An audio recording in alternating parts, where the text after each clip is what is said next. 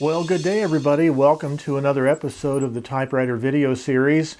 Today I'm going to start off a little bit different. I want to show you this old vintage, probably 1950s vintage Hartman Skymate pigskin covered suitcase.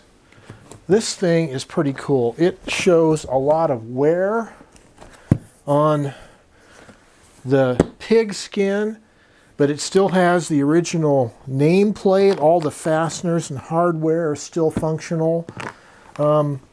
This is a great suitcase. I bought this for $58 at an antique store in Albuquerque back about a year ago, back sometime in 2016. And this was at an antique store on Central Avenue in Albuquerque, just east of Nob Hill. And the reason why I was looking for a suitcase like this is not because I wanted to go traveling with an antique suitcase, but because I needed a case to put a typewriter in, a typewriter that I just bought. Let's talk about that. Well, let me spin a little yarn for you. A few years ago, there was a thrift store in my neighborhood. It was a former convenience store. This was the corner of Morris and Comanche in Albuquerque. There used to be a portable building middle school called Toltec Middle School up on Morris near Montgomery. When I was a kid, I went to school there. And because of the proximity of that school with another elementary school in the area, naturally retailers discovered that kids liked candy, so they started building these convenience stores nearby these schools so kids could have soda and candy. One of these convenience stores, I think, was called a PDQ. Anyways, the PDQ shut down years ago, and the building was vacant for many years. It got rented out for different applications, and then those businesses went out of business. And finally, a few years ago, there was a thrift store that moved into this little building. It was a family that owned it, and I wandered in there one day and I found this Olympia SM9, a 1960s model, and it was in okay shape. There was a few issues with the little paper support table. The plastic one had a broken little mount and a couple things were bent, but I knew I could fix it. But they wanted $85. I thought it was too much money. I came back a few months later and asked if they would consider taking $20 off the price, and they said, yeah, $65 will do. So I said, okay, I'll go think about it and I'll come back. So I went and I didn't come back for quite a while. I kind of thought maybe $65 was still too much money. Finally, I came back, and I think this was probably 2014 or 2015 time period. Finally, I came back in the store and I noticed they had a 50% off sale for everything in the store. So I said, heck yeah, for $32.50, I got myself this Olympia SM9. I had it for a few years, and I liked it okay, but it had this elite-sized, squarish style letters, what people call the techno font or robot font, the kind of style of typeface that you would see printed on the top of IBM punch cards back in the early days of computers, right? So I liked it okay. It had an okay feel, but I didn't like the style of font, and so for that reason it stayed in my closet for a long time, and I didn't really use it all that much. And so last year, sometime in 2016, may have been earlier than that. Anyways, I decided I had to downsize some of my typewriter collection, and I decided that one I wasn't using very much and I wanted to get rid of it. So I sold it on Craigslist to a guy for his daughter. His daughter wanted a typewriter. I thought, hey, there's a great cause. So anyway, that typewriter is now seeing use somewhere in Albuquerque with a family. But so then a year ago tomorrow, in February 2nd of 2016, I was wandering around an antique stores in Albuquerque. And I wandered into the Classic Century Square building, which is a 3-story antique mall on Central in Albuquerque. And right by the stairway that goes up to the second floor, there's a booth that had, I know that I've seen typewriters there before, and I saw this 1970s style Olympia SM9, wide carriage, no case, and they wanted, what, $38 or something, $40, whatever it was. Anyways, so I looked at it carefully. The mechanical condition appeared to be really good. It was in really good shape. And I decided I would get it. Now, there were some pros and cons to it. The pros for getting it was, first of all, it was the newer body style Olympia SM9, which I'd never had before. So I figured, okay, it's a newer model of typewriter. I've never had this before. Let's get it so I can try it out, right? It's a new thing. So that's a pro. The other pro was it had a more normal style of typeface. It wasn't that robot techno font. And it was more the, I believe, the pica, the 10 characters per inch size. So that was a pro. The two cons to it was, first of all, it didn't have a case. And secondly, it was a wide carriage model, right? A really wide carriage. But I went ahead and decided to get it anyways because I figured the price was right for an Olympia. Now, in Albuquerque, you know, we're a desert town. New Mexico is a high desert. You have to go hundreds of miles to get to another big city. We don't always have the selection of things at antique stores that you guys have in other parts of the country that are more densely populated. So the fact that I found an Olympia SM9, I figured, well, it's worth getting. So I got it. I put it in my vehicle and I immediately decided, you know what, I should go look for an old suitcase that I could use as a carrying case. And so I went up the street and another antique store and I found that Hartman Skymate suitcase and it worked fine. Then I went to Hobby Lobby, got the foam, and it works great as a carrying case. Very classy. Okay, let's take a look at the typewriter. But back to the suitcase itself. First of all, there is one of these cool airline tags, a leather name holder, and it's Harry Navarre. And it has his address in Albuquerque. And let's click the latches and see if we can open this up and see what we have here.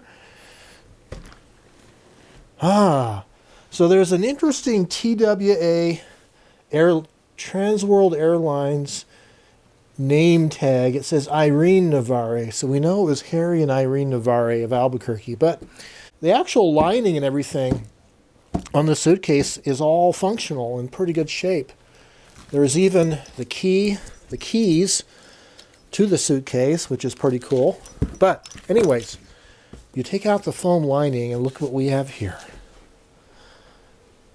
Look at that logo, Olympia. Yes, this is the suitcase that I bought in order to find a way to store and carry this wide carriage 1970s Olympia SM9 that came with no case. But it did come with the cover. Only slightly stained, but otherwise in good shape. And February 2nd, 2016, my gosh, that was a year ago tomorrow. Do you realize that? It's almost a year ago. I paid $40 for the typewriter, and I paid $58 for the suitcase. But look at this. Isn't that a beauty? Let's go take a look at it closer, shall we? Okay, this is it. This is the 1970s style of Olympia SM9. It has this more angular shape, a very off-white grayish cream color, and the distinctive orange Olympia logo, the newer Olympia logo. Like the older SM9s, if you pull up the front of the upper part of the body in front of the space bar, the whole upper part of the body hinges up for access to inside the typewriter for replacing the ribbon and cleaning it and servicing it and all that. So it's very cool in that regard. There's these two little springs that engage the little levers here for latching it back in place. So as is my usual custom, let's start with the Platen and we'll go forward from there and look at all the features. Okay, let's start on the left side of the carriage here. So here is the left carriage knob, and it will pull out for you to adjust the vertical spacing without any ratcheting. And of course it spring loads back in place. This is the line advance carriage return lever right here. It's very long. It has a nice ergonomic position. There are two carriage release levers, one on either side of the carriage. They're on top here. So this one here and this one over here, carriage release lever.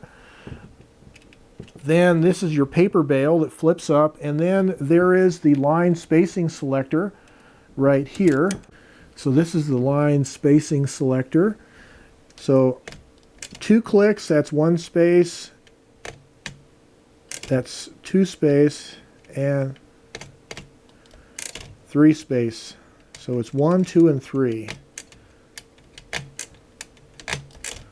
by the position. And then there's an upper position. If you pull it all the way back, you can go into the no detent position. Okay? All right, so you have a paper guide that's adjustable for the left side of your paper. There is a scale on the paper bale, and there is a scale up on the paper support, the plastic support up here. And those two tables correspond to each other. And then for your margins, you squeeze them together and slide them back and forth, and there's a little arrow on the metal part that points to where the margin is relative to the scale. Okay, looking at the back of the typewriter, you're going to have a button here on the right side of the carriage that will release the paper support arm. And I'll talk about that in a minute. There's some numbers on that support arm we want to talk about. But getting over to the right side of the carriage, of course, you have your right margin adjustment, and it works the same way. You pinch it and slide it left or right, and then the arrow on it, on where you're at, points to the numbers. This carriage goes to, it starts at -2 spaces, and then there's 0, and it goes up to 122 characters per line. So again, this button releases the paper support. This button is your right hand margin release, and keep in mind the margin release, of course, permits the carriage to be moved by hand between the two margin settings. This lever that you flip down will clear all of the tabs simultaneously. So that's a universal tab clear. This is your right Platen knob, and this right here is the tension release for the pressure rollers for feeding the paper in. And coming around to the front side of the typewriter. So this has the little clear plastic paper scale right on either side of the imprint position, and then the little wire loop is for a business card holder, so you can slip business cards in there and type on them. And then if I lift up the upper body of the typewriter for a moment, you can see the segment up here and where the type bars strike and the ribbon vibrator area. And of course the ribbons right here, both ribbons. There is a touch selector right here for adjusting the touch of the machine. And then down on the keyboard here, we have this plus and minus right here is for the tabs, for setting and releasing tabs. And the interesting thing that I like about the Olympias is the plus and minuses aren't imprinted with paint. They're not decals. They're actually holes stamped into the top metal. So they're not going to wear out, which is very cool. This lever on the upper left corner is the locking release lever for the carriage. When you can lock the carriage for shipment, and this is the release lever for that. Okay, it is a modern style keyboard, so it has the number 1. It is an American style keyboard, so you have the $sign over the 4. You have the typical 1/4, 1/2, at, and cent sign here. Here's your tab button. Right in the upper right corner, your backspacer, your ribbon color selector, just like on all standard typewriters, and your shifting, shift lock, and space bar. Very standard typewriter in that regard. Okay, let's talk for a minute about this paper support guide that has numbers on it. And the numbers go from 1 up to 20 on this scale right here. And the best that I've been able to figure out is it's a way of determining the end of line. And if you thread a piece of paper in here, and by the way, this machine has been adjusted. I adjusted the paper guide so that you literally can thread a piece of paper in here without it hitting these rollers. A lot of portable machines have this problem. When you want to thread the paper in, you have to kind of lift up the paper guide, the paper bale, and help thread it underneath there. No, not so this one. This one, the curvature of this plastic support, this wire card holder, and the size of these rollers is big enough to where the paper just feeds underneath very nicely. It's just real fast and quick, and that's what you like. But the best that I've been able to figure out is if I thread the paper up so the bottom of the paper is like right about here, and then if I set this guide down over here, if I push the guide down so the top of the paper, which is going to be the bottom of the paper, is near the number 1, then as I type, by the time the top of the paper reaches the guide up here, I'm about an inch from the bottom of the page. And that's how I think that paper system works for determining end of line. That's what this little collapsible spring-loaded paper support is for. Well, this is my second Olympia SM9 that I've owned, and I know Olympias have a very good reputation as being very rugged, durable machines and very good typers. And I'll say I think the build quality is pretty decent on this machine. I am pretty impressed with it. I'm not so sure if I really like the touch or the feel of it, however. I know that my older SM9, the one with the robot techno font that I got rid of, it was an okay feel. It wasn't the best, though, in my collection. And this one here has, like I said earlier, it has a better style of font for my personal aesthetic taste. But I really don't like the feel of it. There's something about the linkages and typing on it that there's kind of a looseness to it. Not crisp and tightly linked like what I'm used to with, for instance, the Smith Coronas. But let's thread a paper up here and try to do some typing, shall we? Alrighty.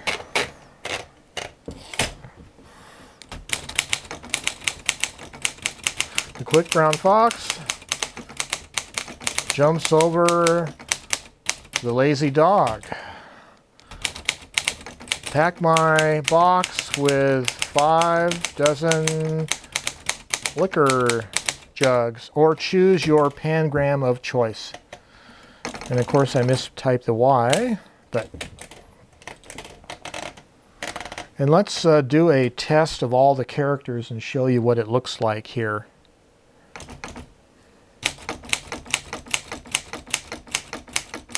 Yeah, so the quality of imprint is pretty good. The type slugs were a little dirty and I didn't clean them, and it hasn't been typed on for a while, so I had a couple of mistakes I made. But anyways, I noticed if I hit the keys too hard, I get a double imprint. Something to do with the linkage there. So some of these keys have a slight double imprint, but otherwise it's a pretty nice modern font. Now, as for the feel of this typewriter, as I said earlier, there's a certain something about the feel of it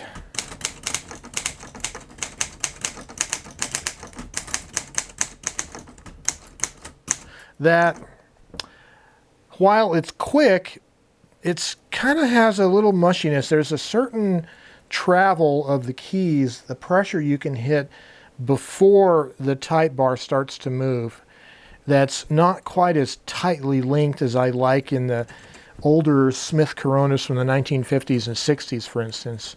But I really like this typewriter overall, even the fact that it's a wide carriage. There's just something solid, clean, modern about it that I really appreciate. And of course, you can put a piece of paper length crosswise in here. I believe it's long enough. This is a regular 8.5 by 11 inch sheet of paper, and I have plenty of room for a longer piece of paper here. So it'll probably take a legal size sheet of paper sideways in the typewriter. Which begs the question of why would a person want to type crosswise to a long sheet of paper? I'm not really sure what the actual application was for having being able to put such a wide piece of paper in there. Maybe you guys know of why wide carriage machines were used like this, and perhaps you can leave me comments down below. Well, that's my brief review of this 1970s Olympia SM9 with its accompanying Hartman Skymate pigskin suitcase carrying case. It's not the kind of a typewriter that I would have dreamed after getting. I wouldn't have sat around thinking, oh, if I only had a wide carriage SM9 in a 1970s style without the case so I can put it in an antique pigskin suitcase. I never would have thought that, of course. But now that I have it, it's kind of hard to get rid of. I think it's a keeper in my collection. It's certainly a good typing machine as far as ruggedness and reliability. It's very clean. Again, I'm not so sure if I really like the touch on it as well as some other machines, but I got to tell you, it's certainly better than most portable or ultra portable machines. So don't get me wrong, when I criticize the touch on this, I'm not saying it's a terrible touch. It's just, it's not a Hermes. Let's say, we'll put it that way. But it's pretty darn good. I like the modern styling. I'm surprised I like it as much. I thought that when I first got it that I would have liked the older 1960s style better since I used to have one, but I kind of like this clean, efficient, modern look and that orange round logo of theirs. That's pretty cool. I like it. So Olympia SM9, wide carriage, more modern body style, pigskin suitcase. Can't go wrong there. This is Joe Van Cleve. You guys have yourselves a great day.